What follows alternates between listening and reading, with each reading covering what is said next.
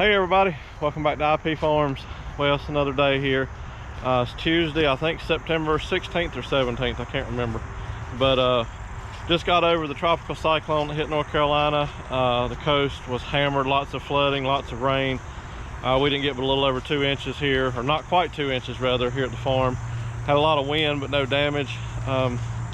So thankful for that. Prayers for anybody down towards the coast, South Carolina. No, Jackie's down that way.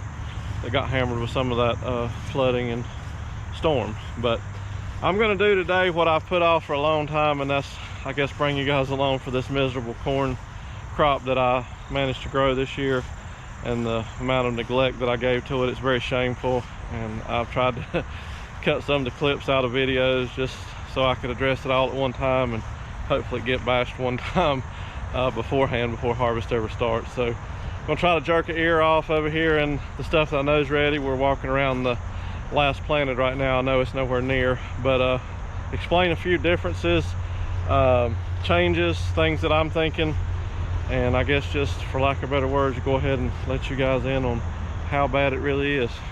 Of course, I'm fighting the mosquitoes left and right, almost as bad as the bees. But anyway, this field was planted May 27th, I do believe it is.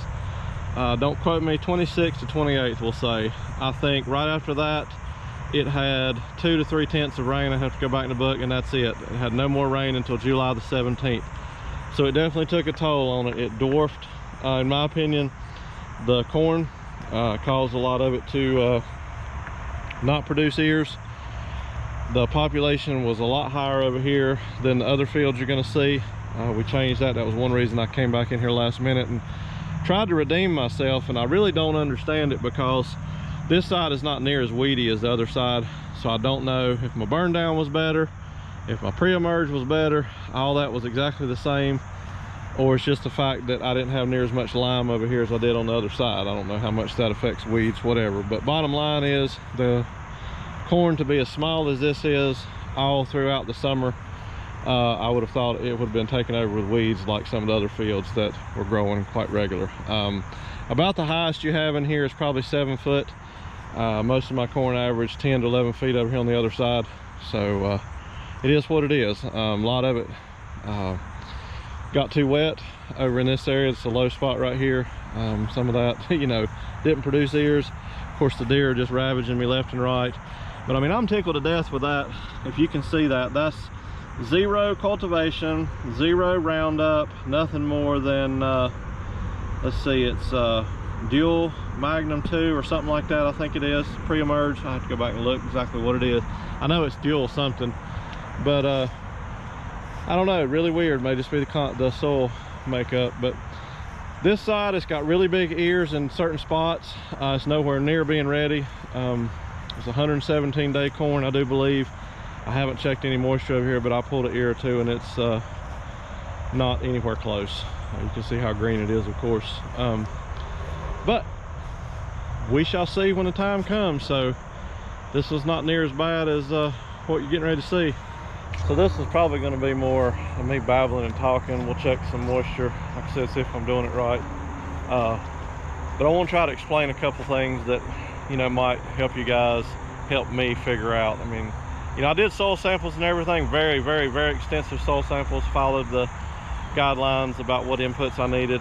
But there's so many variables here, it's just unheard of. So let me turn the camera around here and show you what I'm thinking on this end, and we'll go to the other end. So I spun it back around, and I said this in an earlier video back, from about where my hand is with a golf cart over to right along the field edge is what they disturbed. So you can definitely see that all the way down the field. As far as the soil makeup is totally different. This over here that hadn't been disturbed definitely grew corn a lot better. Ears, size, greenery, everything.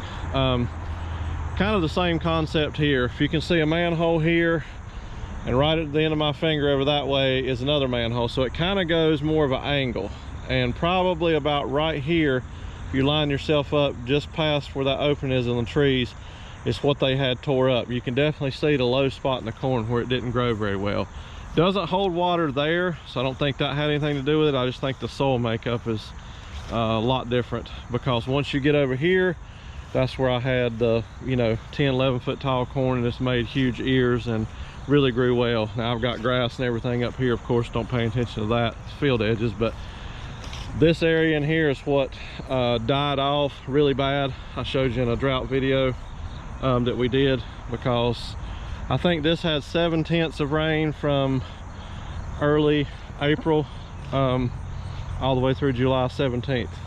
So definitely took a toll. Now the weeds aren't near as bad on this field as the other one I'll show you in a minute.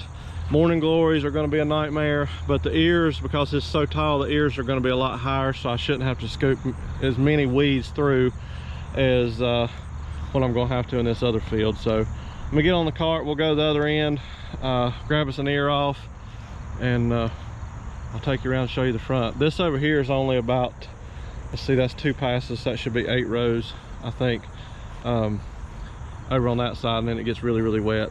But I need to get down here and spray something in the middle here before these weeds go completely blossom. Maybe too late already. So as a reminder, if you came across this and you haven't followed any of the other videos, which I don't get that many new views or subscribers, but this is hybrid 85, 117-day maturity rate corn, conventional. It's had, and I'm going to go ahead and divulge it, I said I'd do that later on in the video, but I'm going to do it. It's had 0 nitrogen on it, other than what I put on with the pre-plant fertilizer. So that's all the way across the board. The fertilizer rates are pretty much the same on all the fields, a little different depending on what the soil sample said. So I don't know that, like this over here, that's so much shorter, was affected by that, or if it was, you know, I mean, I know the corn itself was affected by that, but it didn't get side dressed, top dressed, nothing. Had 0 nitrogen on it from the time I planted it until today's date, which I know was a no-no, and I kept that a secret, but just the way the cookie crumbles. So what else? I think the drought, I told you about the corn, it's conventional. So, oh, and I didn't spray anything on it. No cultivation, no spraying, no anything. I mean, it was planted, and pre-emerge that I sprayed, told you that earlier, that's it. So I mean, it's really nobody's fault but my own. All right, shut up, Nelson. So here's another example of yet another problem that I've had, which all of you do, is, you know, wildlife pressure deer.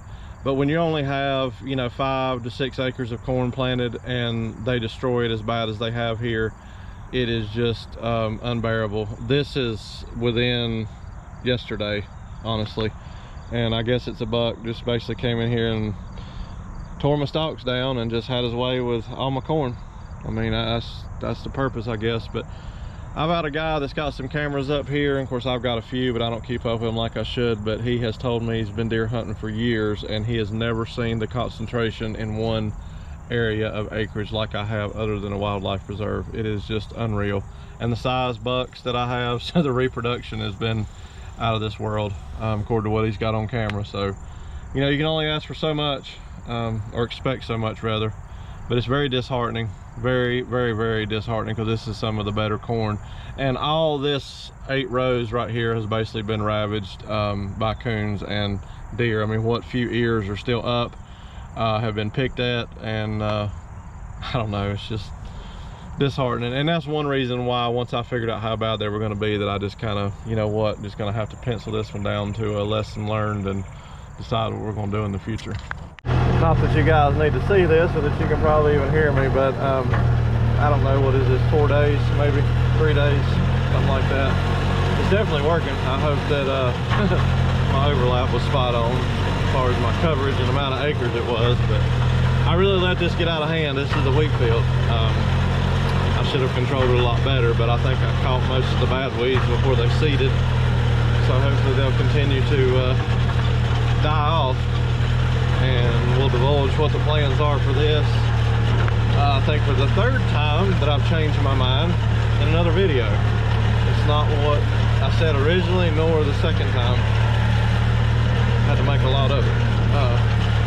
Hard choices and decisions, for lack of better words. All right, so I'm gonna raise the camera up. Try to keep my mouth shut long enough to give you an overall overhead perspective. You've probably seen some of it on the drone. Shows it a lot better, and I might pull out a clip if I still got it and put it in here, but here goes.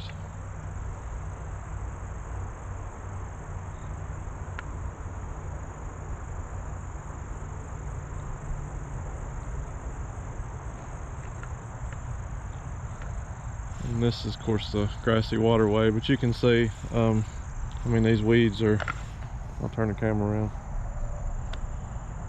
yeah, they're as tall as me.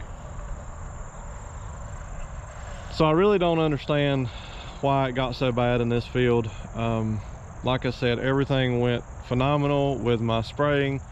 I didn't have any problems. There was a couple strips in this field that I missed when I burned down, but you know, that was mainly grass, and there wasn't anything definitive. I think it was just the low areas. The field dives down, it's a low area, it stays wet, and I think the weeds just thrived in that really bad when everything else was suffering due to the drought, and once it did rain, they just took off. So you know, I told you I'd show it to y'all. Trip over some of this stuff, it's awful. So I mean, you know, the ear of corn is down here, so I mean, you can see all this has got to be cut and going to be going through the combine. So I don't know, as bad as this is, I may wait completely and till first frost and see if it kills some of these weeds, and then, you know, pick it and get what I get.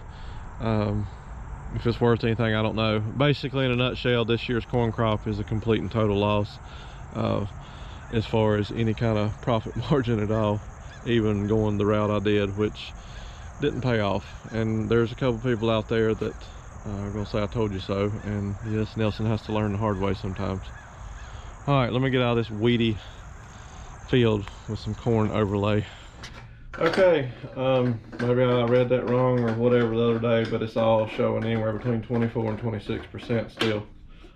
Both samples, I could have swore it was 22 the other day. Maybe I was wrong. I'm gonna take a sample of this right by my buddy's on the way home and let him check it and see what he comes up with, and if his, you know, is the same as or pretty close to mine, then I have no doubts. It's hard to believe, but like I said, I'm a greenhorn, I know nothing about it. As far as how all this goes, you'd look like to me that that would be completely and totally past dry, but like we talked about before, I think I have in the comments, I need to be safely 12 to 13%, I think, to put it in the totes. I mean, granted, it's gonna leave really quick and gonna be dispersed really quick.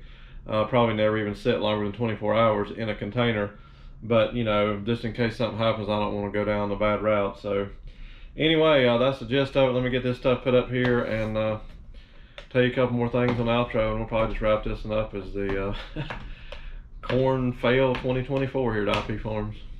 All right, real quick in a nutshell, there's nothing real quick about this video when I sit in front of a camera and start talking about it, but there are a lot of things that went wrong this year, and I'm going to say that 80% of them were my fault. I was too cheap to buy Roundup Ready corn, which was nothing wrong with conventional if you take care of it, which I did not. No cultivation, you know, didn't put any nitrogen on it. Some of that had to do with my fear of doing something right or wrong because of the drought and the lack of rain. But you've seen the 3 different fields and the different, you know, aspects. The bottomland grew amazing. Weed pressure was low considering.